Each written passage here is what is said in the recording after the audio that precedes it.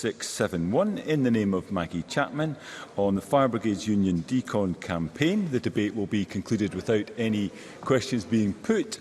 I would invite members wishing to participate in the debate to press the request to speak buttons now or as soon as possible. Again, I would reiterate my plea to those leaving the public gallery to do so as quietly as possible and invite Maggie Chapman to open the debate for around 7 minutes. Ms Chapman. Thank you very much, Presiding Officer. It is a great privilege and honour to lead this debate, one of vital importance to every region and constituency in Scotland, and I thank all of those members who have supported my motion. I welcome and thank our guests in the public gallery this afternoon, Professor Anna Stec from the University of Central Lancashire and John Mackenzie and his colleagues from the FBU. Welcome. For many of us here today, there is no more terrifying threat than fire, no greater heroes than firefighters. Each of us can perhaps take a moment to rediscover our memories, stories and histories, all the ways that we and our families and communities owe so very much to those who keep us safe from the horrors of uncontrolled flames, of entrapment, suffocation and smoke. And in a world of climate change, apologies, Presiding Officer.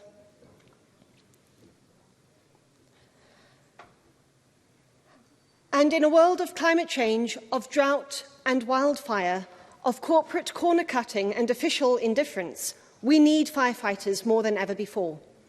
The burning tower of Grenfell stands as a terrible testament to the priorities of the powerful. We remember with grief those who lost their lives there and renew our solidarity with the hundreds injured and bereaved.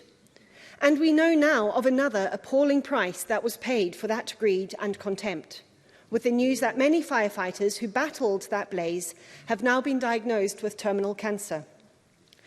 Grenfell represents a particular horror, but those impacts upon the health of firefighters are neither unique nor unusual. Here in Scotland, Anne's story is typical of the experience of firefighters and their families. Herself a nurse, she writes, and I quote, "My husband George was due to retire from the fire service in June 2017, and we had planned our retirement, intending to travel and enjoy a new freedom. In July 2017, we were to be enjoying an extended holiday on a sunny beach.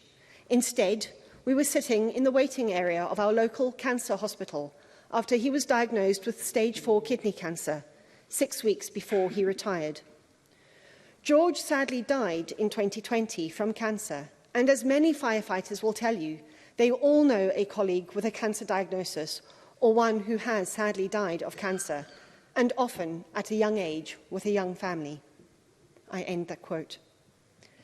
A groundbreaking study led by Professor Anna Stec has been published in the scientific journal Occupational Medicine this month. It is entitled Scottish Firefighters' Occupational Cancer and Disease Mortality Rates 2000 to 2020.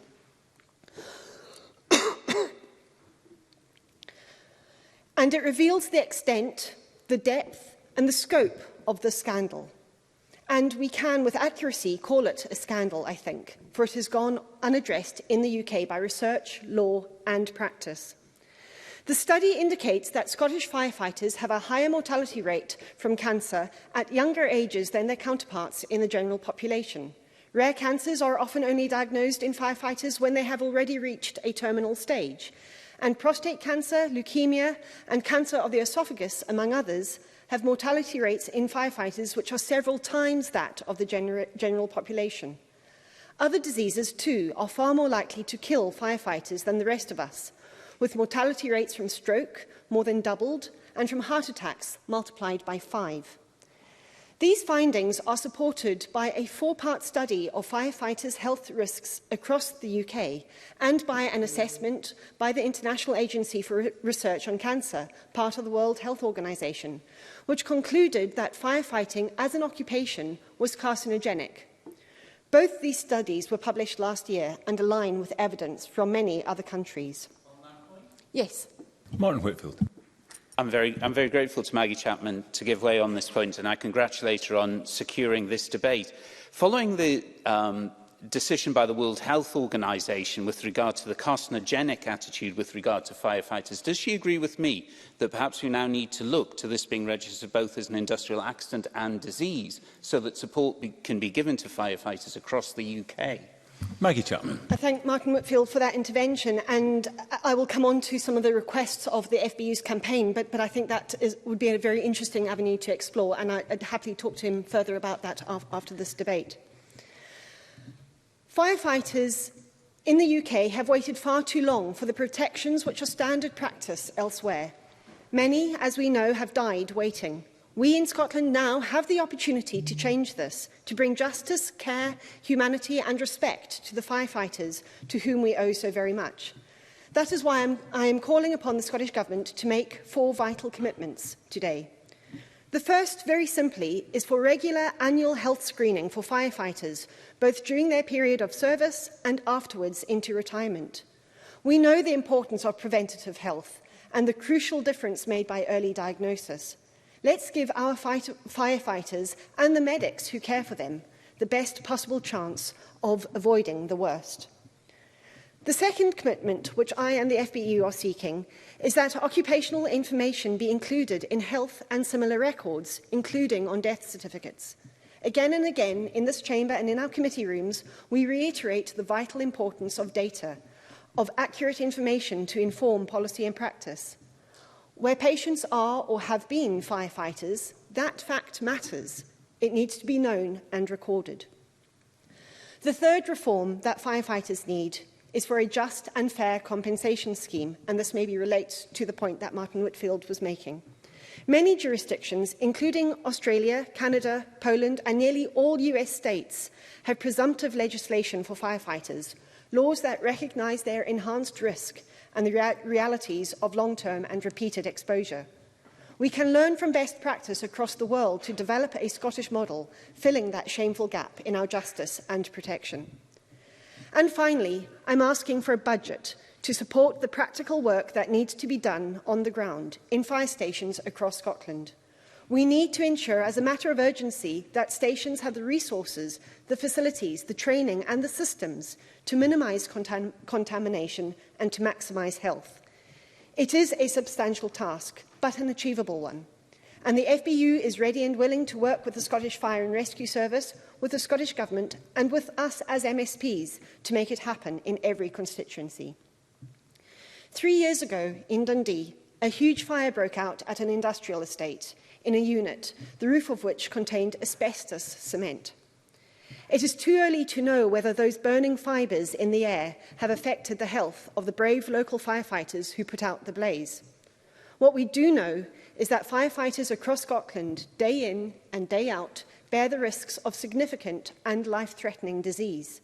Far too long, those risks to firefighters in the UK have been higher, much higher than they need to be. Our firefighters put their lives on the line every day for us, for the safety of our homes and the well-being of our pets and our communities. They are the ones we trust to come into our homes. They are the public servants that command the highest levels of public support and respect. It is time for us in Scotland to take a lead, to recognise and respect our heroes, to support and enable the Fire Brigades Union's vital campaign. I hope the Minister will agree to meet with the FBU and me to discuss how best we can do that, because it is definitely time to act. Thank you. Thank you very much, Ms Chapman. Understandably, there's a lot of interest among colleagues to participate in the debate. We started late and afternoon business will resume at 2 p.m, so I'm going to have to ask colleagues to stick to the speaking time allocations. And with that, I ask Joe Fitzpatrick to be followed by Russell Finlay. Up to 4 minutes, Mr Fitzpatrick. Thank you, Presiding Officer, and thank you also to Maggie Chapman for securing this important debate. I want to begin by joining colleagues to come, I'm sure, across the chamber by placing my gratitude on the record to all fire and rescue officers and indeed to all emergency service workers who keep us all safe on a daily basis.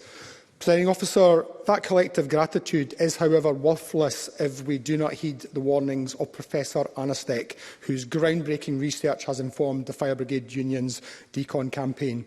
As we've heard from Maggie Chapman, UK firefighters are 4 times more likely to get cancer in their working life. And I thought it was important to repeat that shocking statistic. In short, the DECON campaign aims to protect firefighters and their families from carcinogenic fire contaminants. Not only are our firefighters risking their lives to keep us all safe, they are risking their health and the health of their family. I am pleased, therefore, that Parliament is debating this matter. It's incumbent on all of us to do everything within our power to protect those who risk their lives to protect us.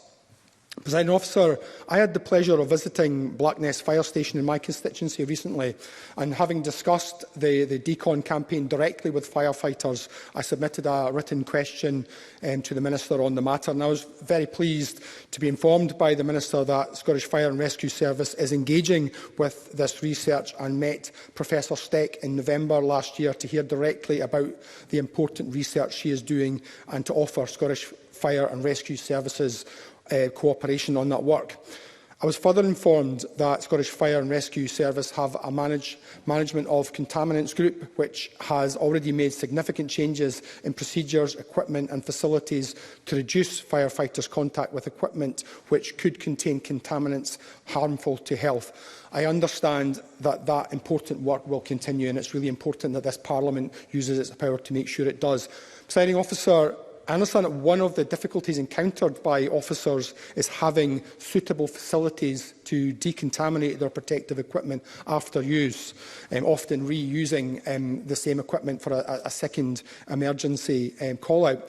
One of the key recommendations in Professor Stack's reports is for all fire and rescue services to establish and strictly maintain designated zones within the fire station as a priority for preventing cross-contamination. And that won't always be straightforward, so I call on the Scottish Fire and Rescue to work with the FBU at a station level to establish designated zones as quickly as possible. Presiding Officer, the report sets out some of the ways in which firefighters may be exposed to toxic contaminants, including inhalation, dermal absorption and ingestion. And the report also highlights some of the health risks caused by exposure, in addition to cancer such as coronary heart disease, cirrhosis of the liver and many others.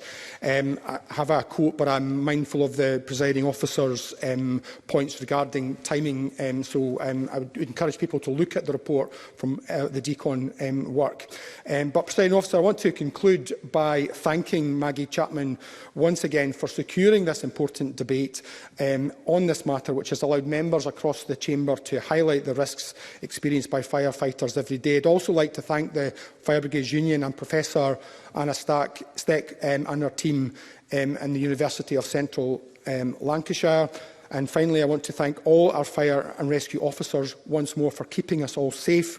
I hope that the Scottish Government can work with Scottish Fire and Rescue and the FBU to ensure that all of the key recommendations of the report are implemented and implemented as soon as possible.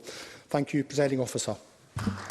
Thank you very much, Mr Fitzpatrick, not least for your exemplary timekeeping, setting a good example. Russell Finlay to be followed by Polly McNeill. Up to 4 minutes, Mr Finlay. Thank you. I begin by informing the Chamber that I have a commitment to attend an event at Glasgow Airport this afternoon, which means I'm unable to stay for the duration of Maggie Chapman's important debate. I mean her no disrespect, and I'm grateful to you, Deputy Presiding Officer, for agreeing to my request to leave after today's opening speeches.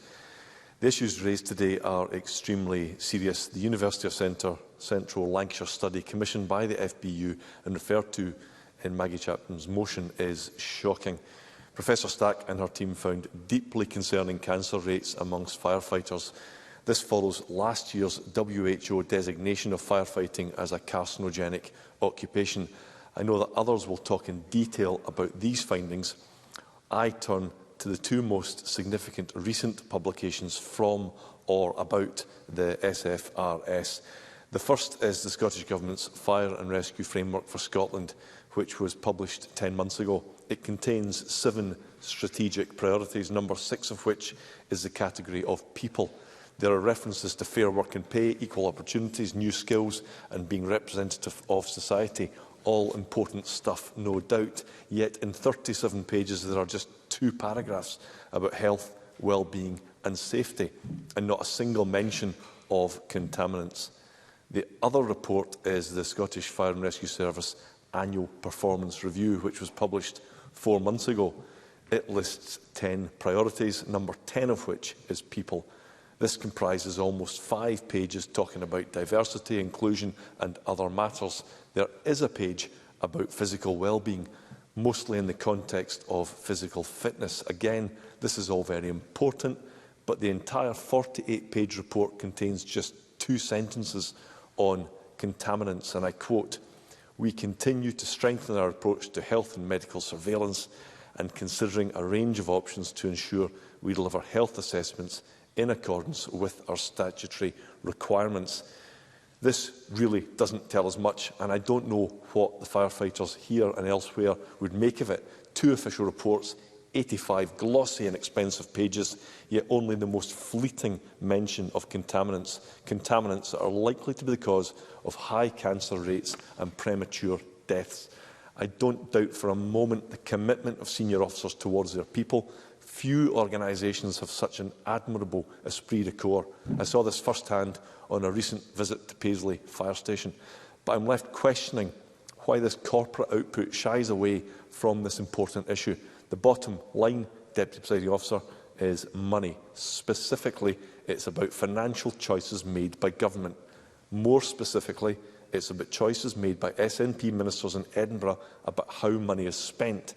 Many fire stations are old, lack basic facilities and are in a state of serious disrepair.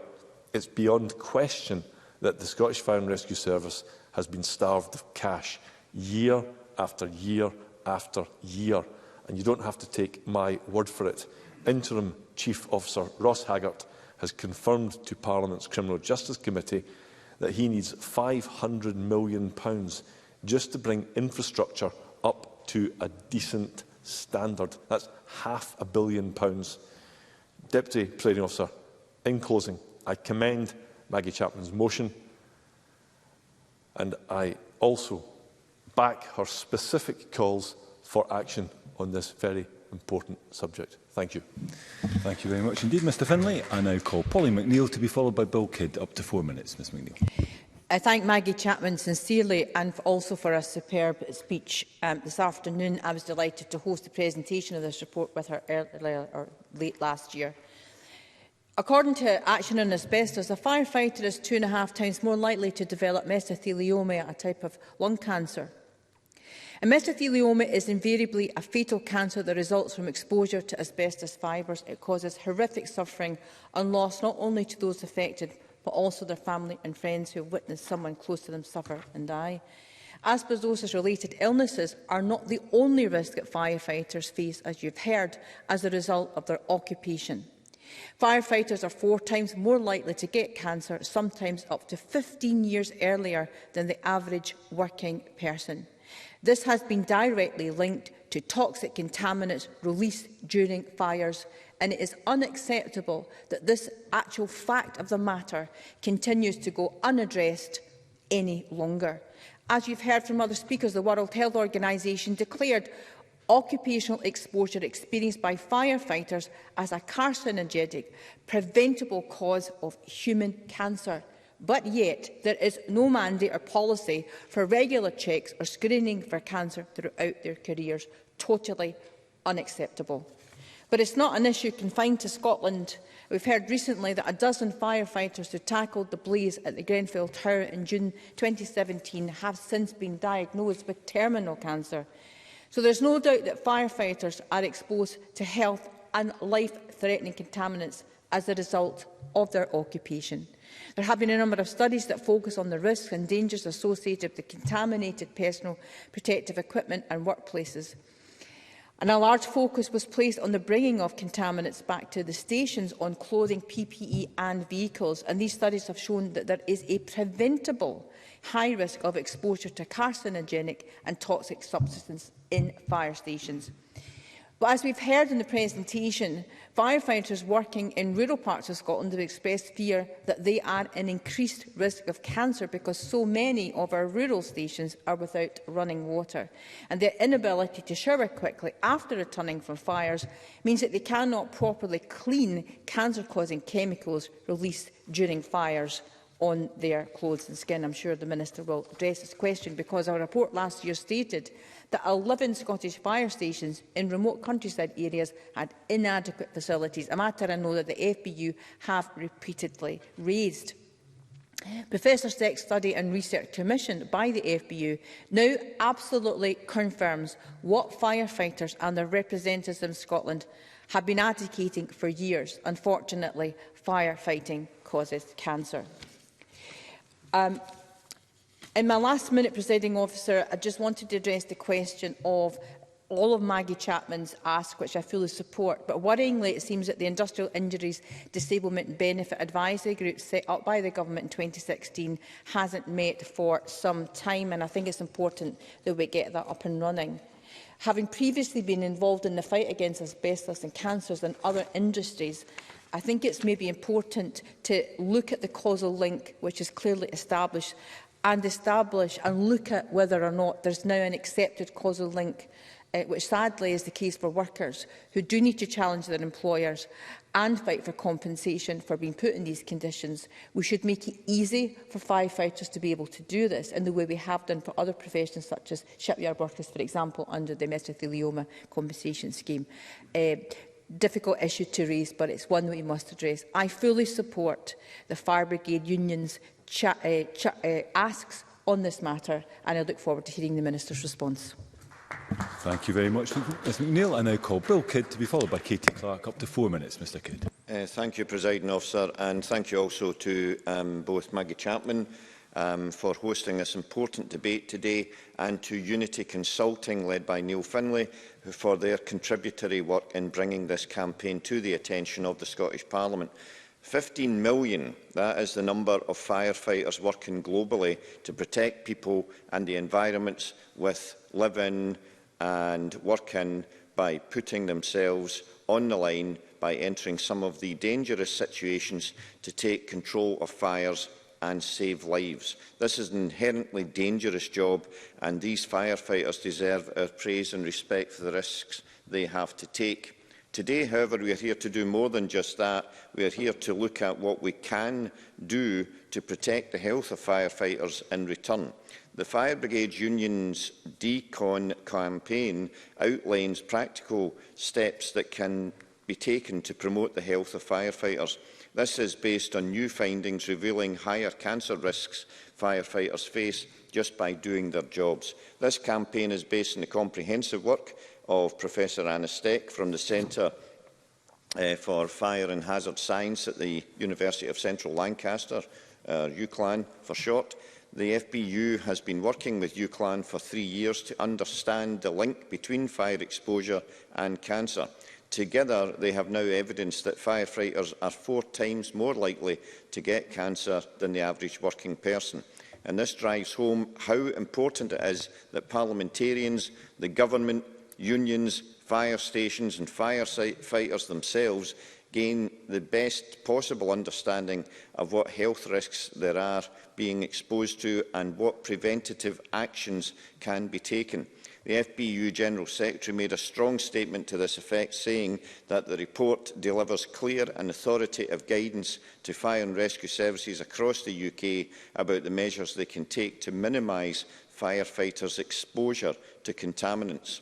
Right now, there is a step change happening in the firefighting profession to re-evaluate how health is best protected, and this is because of vital research done globally which has facilitated this shift. Last year, the World Health Organization looked for the second time at cancer rates amongst firefighters. They were able, finally, to verify that cancer is more likely due to the work of 30 global studies that had monitored firefighters' health. However, as UCLan has shown, this is not translated yet into awareness on the ground, as 84% of firefighters frequently or sometimes don't know about using respiratory protective equipment well enough, despite inhalation and ingestion being one of the main routes for cancer to develop. More needs to be done to incorporate the report's suggestions so that these statistics are reversed. Facilities must also be in place on-site for cleaning and decontamination. Finally, I would like to close by highlighting some parallel work in the welding sectors to address the issue of inhalation and ingestion of carcinogenic contaminants. John Brown at the GMB-based BAE Systems on the Clyde have launched the Breathe Easy campaign to address the impact of heavy metal welding fumes on members and their families. And I think there's a potential for collaboration across sectors with similar cancer risks on how we can encourage preventative measures to be adopted so that there is more uptake in workers following protective procedures and that there is significant and sufficient provision for these measures from employers and government in the first place. Thank you very much. Thank you very much, Mr Kidd. I now call Katie Clark to be followed by Jamie Green. Up to 4 minutes, Ms Clark. Thank you, Presiding Officer, and I congratulate Maggie Chapman on securing this debate and thank the Fire Brigades Union for all the work that they're doing on this issue. The exposure of firefighters to toxins during the course of their employment is creating a health crisis. There are currently 357 fire stations in Scotland, and the FBU estimate that over 100 lack sufficient showering or toilet facilities. This figure was confirmed by Interim Chief Officer Ross Haggart when I questioned him at the Criminal Justice Committee recently. He also confirmed that around 1 in 4 fire stations in this country lack basic bathroom facilities, and some stations do not have a running water supply. In total, 220 are in poor or bad condition. 150 do not have showering facilities. 100 lack drying facilities, and 11 have no water supply at all. The FBU also claim a number of stations are held together by internal scaffolding. The Fire and Rescue Service have also cancelled a multi-million-pound contract for a new command and control system due to financial pressures. And Mr Haggart estimated that £138 million was needed just to address these essential health and safety issues which are being highlighted. He also said there was a further £630 million backlog on the fire services capital budget. So these issues are nothing to do with budgetary issues this year. These issues are nothing to do with whatever settlement may be coming for Westminster. These issues are a result of a failure to give the Scottish Fire and Rescue Service the resources it needs to invest in its capital projects over many, many years. And I believe it's shameful that we're in this position today. The resource budget for the fire service has been cut by £40 million in real terms since 2012-13 and is set to suffer a further real terms cut over the next 4 years. It is clear that there is a very rich seam of research which shows that firefighters as an occupation is carcinogenic. I think it's also clear legally that the employers have a responsibility, and if cases were taken to court, that they would be liable. There are very practical issues that this debate raises. We know that over the period 2012 to 2013 until last year, almost 1,100 firefighter jobs were cut across the uniformed post in Scotland, which is almost 15% of the total workforce. This is partially due to a lack of investment, but there's also a growing perception that firefighting is not a safe profession and the pay levels are not attractive, and the FBU is currently balloting over pay. I think the message that comes out of the debate today is that the Scottish Government need to make a top priority to make sure that the risks which are being highlighted in this debate today are addressed. They have a legal responsibility to act, as the Scottish Fire and Rescue Service have a responsibility to put into place a safe system of work for the people they employ. Frankly, this situation isn't good enough. Firefighters deserve better. Thank you, Ms Clark. I now call Jamie Green to be followed by Richard Leonard. Up to 4 minutes, Mr Green. Thank you. I'm not sure how I'm going to do this ahead of Richard Leonard. I know he's going to give a stomping speech on behalf of Scotland's firefighters, but I'll do my best, Presiding Officer. I want to thank Maggie Chapman for raising this issue in the Chamber today. It's a really important debate. It's an issue I've raised both in the Chamber and the Criminal Justice Committee on a number of occasions. We shouldn't be having this debate in members' business from opposition or backbenchers. We should be having it from the government's benches, because what's happened to Scotland's firefighters over the last 16 years is shameful, and it's a mark of shame on the government. And I mean that as no disrespect to the Minister on the front bench, because I know she's new to the role and new to the Parliament, but this is a long time coming, this debate, and it's absolutely right that we get it on the record here today. The briefing from the FBU, I think, made it starkly clear. And there's not much I can add to the statistics we've already heard in today's debate from some of the excellent speeches that I've heard already. But they've made some very clear asks, and those were reiterated by Ms Chapman at the beginning of the debate today. The introduction of legislation so that firefighters have a clear route to compensation. Now, I know I've worked on legislation around compensation in this Parliament before. I know it's difficult, I know it's complicated, but it's not impossible. And that's something I want the Government to reflect on. Annual health monitoring for all firefighters and those who have retired. And that's key, because let's think the average age of a firefighter in Scotland is 41 years of age. They fall well below the threshold of many of the standard checks that older people would currently get. But we know they need those checks for all the reasons we've already heard today. And the last and most important one I want to focus on in my brief comments is investment in facilities, equipment, and what I call the basics. These are the absolute basics. I raised it in this chamber before. None of us would come in and sit in this Parliament if the roof was dripping and falling down. None of us would sit in our offices if we couldn't go to the toilet. None of us would cycle into work if there wasn't a shower facility at the end of every corridor in the members' block. Why would we put up with such conditions, but we expect firefighters to do the same? And it's shocking and it's shameful. They are putting their life on the line day in, day out, every hour of every day. In recent events, very high-profile fires across Scotland have reminded us of the absolute tragedy that can occur when fires break out. But they're always there for us when we need them. Why are we not always there for them? I want to mention also briefly when the firefighters with the FBU held a protest outside this Parliament in October last year. I went out to see them. I did get some bemused looks from some of the trade union officials, but nonetheless I was pleased to be there, and I think they were grateful for my presence. And the reason I went out, Minister, is because I went out to speak to the firefighters themselves. It's all very well hypothecating over academic studies. Let's go and talk to them one-to-one. And they told me what it's like on the ground. They're really proud of the work they do. They're really proud of the success rate they have, but they do it in the most difficult of circumstances. You know, why do we have fire stations with no running water and basic shower facilities? It's that decontamination which needs to happen quickly, within hours or even minutes of getting back to the fire station. If you can't have a shower, if you can't change your clothes, of course you're going to be at higher risk of cancerous outcomes later in life.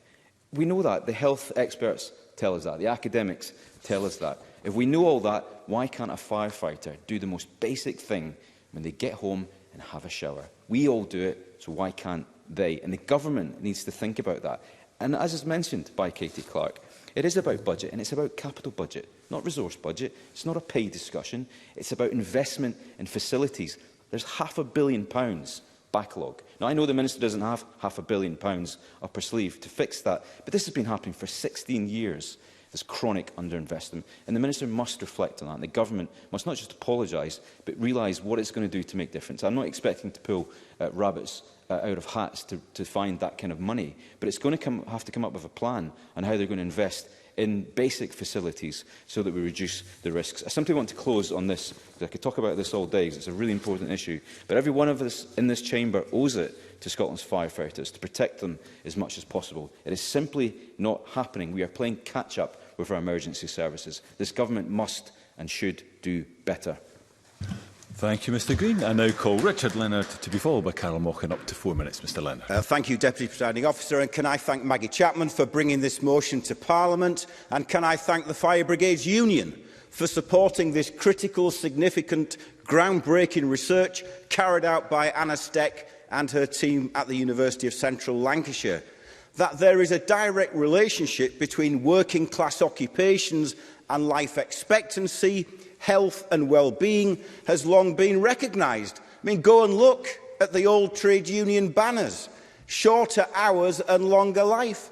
Out of darkness into light. The hope of Labour is the welfare of all. A reminder that the trade union movement from its very inception has always organised and campaigned for its members, and not just to mitigate the effects of the system, but to fundamentally change the system. So what comes in this report should not surprise us, but it should nonetheless shock us all, and it should shame the government into action.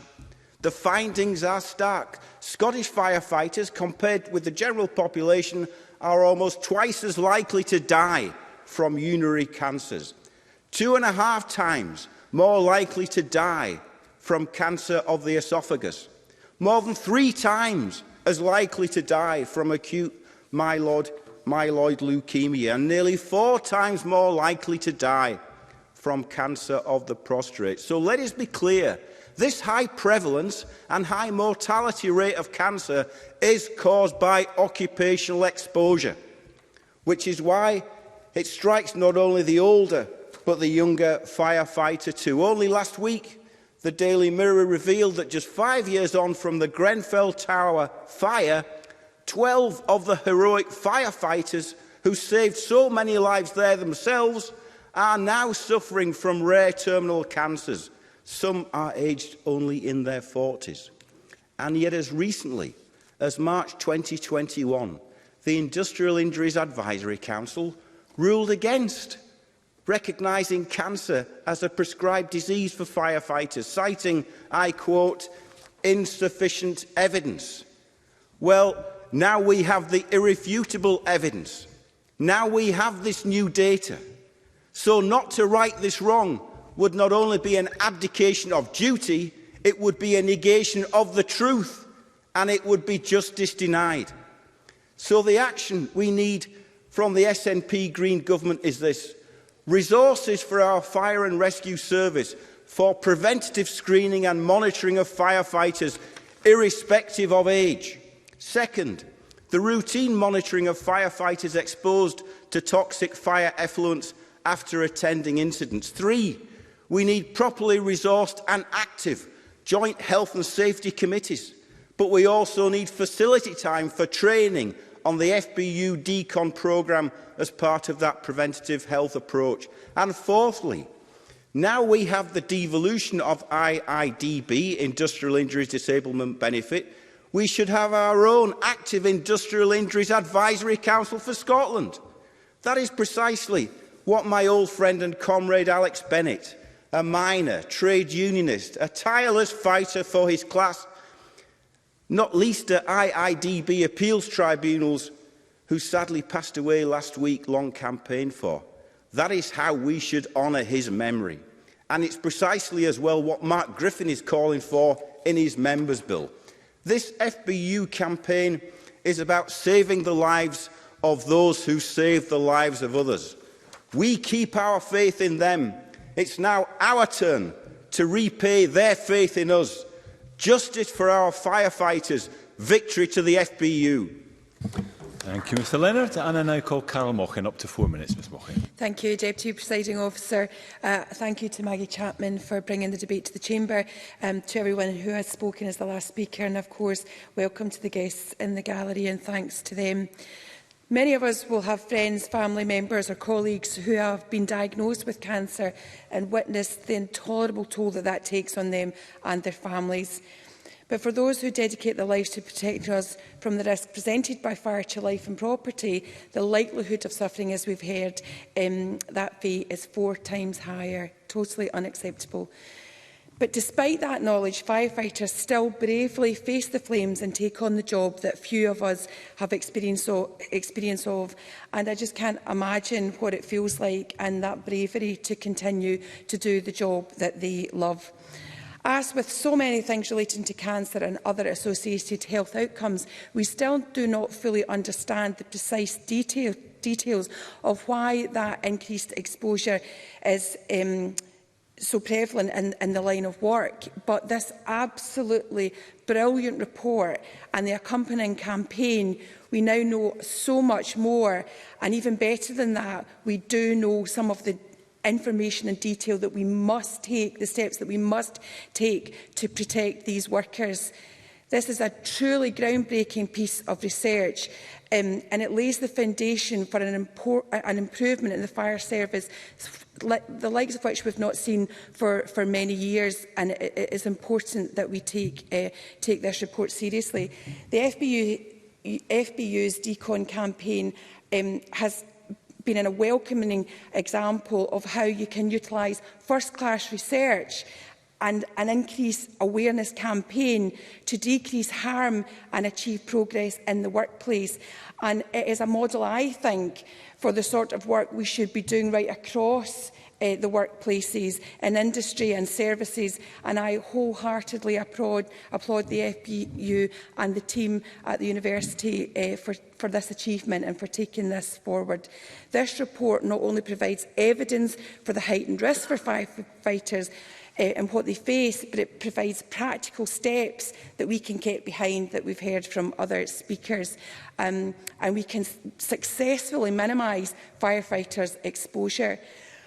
For the sake of time, I particularly want to comment on the fact that some of the steps that can be taken are actually very simple. But as we have heard, because of the way in which we have seen the firefighters' workplace decrease and the resources go into that, it's quite shocking that we can't do some of those simple steps at this time.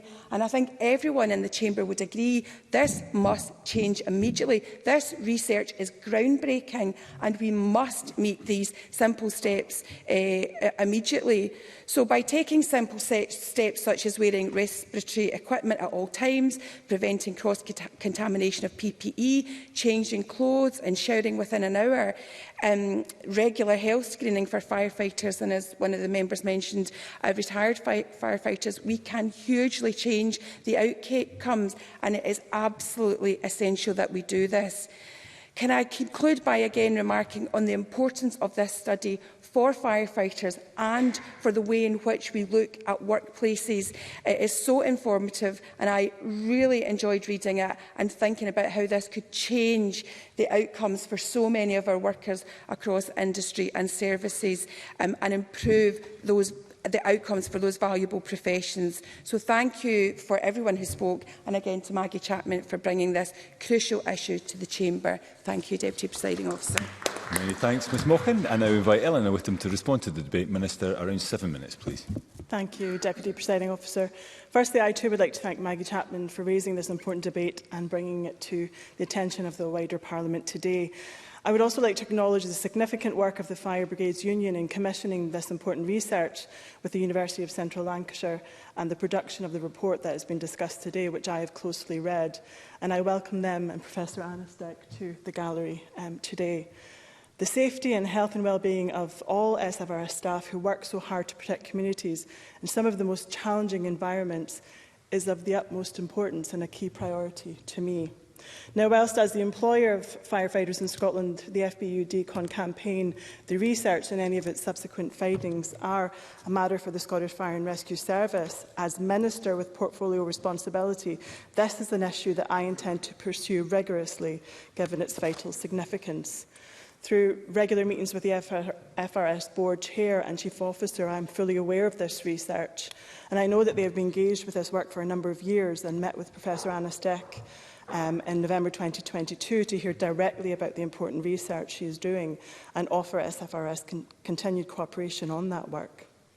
SFRS established their Management of Contaminants Working Group in 2018, which we've heard, to look at potential risks and how to support firefighting safety. The group does include representation from the FBU and has links to external specialists and is supported at the highest levels of SRS staff. The purpose of the working group is to look at technical, procedural and cultural solutions to mitigate the risks of personnel and any others who may be affected by the actions of SRS personnel being exposed to contaminants. Katie Clark. To the Minister, and I'm very aware that she's quite new to the role, this is a massive challenge that she's been presented with. But would she accept that, in particular, some of the research that's coming forward makes it clear that the Scottish Fire and Rescue Service have significant legal liabilities and that there will be a need for significant capital expenditure, and that puts us into a priority category for attention? And is that something that she will try to address? Minister, I can give you the time back. Yeah, just to assure Katie Clark that I did say this is something that I intend to pursue rigorously for the reasons that she has outlined. You know, it's not that long ago that a soot-stained tunic was inextricably linked to the courage and the dedication of our firefighters, whilst now we absolutely know that this soot, along with the aerosol vapours, signify harmful contaminants. The SFRS have already made significant practical changes in procedures, equipment and facilities to reduce firefighter contact with equipment which could contain contaminants harmful to health. And this important work is going to continue. Presiding Officer, many years ago, probably about 15 years ago, I was on call in a communal refuge in Ayrshire when we had a fire. And I will be forever indebted to the firefighters that came out that day and their dedication to ensuring all the women and children were safe. One of the things that I noticed for 2 years after that was the soot worked its way out of every single nook and cranny in that refuge. So that soot, I know, is a significant contaminant. So we know about some of the practical changes that has been introduced, including working practices to ensure that firefighting equipment is properly cleaned and stored to reduce contamination. Operational personnel who may have been exposed to contaminants are encouraged to shower as quickly as possible on return to station grounds. Now, I know that in some of our remote and rural areas we have limited welfare facilities, and procedures have been developed to ensure firefighters in these areas have appropriate decontamination solutions. And this is not ideal, and I intend to engage directly on this urgent matter. I'm very clear on that. And a number of steps have also been taken to mitigate risk. This includes supplying all SFRS appliances and training centres with specialist decontamination wipes and the trial of station zoning systems to limit any potential spread. And that's something that another member mentioned earlier. Yep. Jamie Green. I'm listening with interest, and I will take what the Minister is saying at complete face value on the urgency of the matter, but what I haven't heard are any of the practical solutions that I think we need to be hearing. It's all very well offering decontamination wipes to people, but they need showers, they need facilities. And if they don't exist, where are they going to come from? Minister.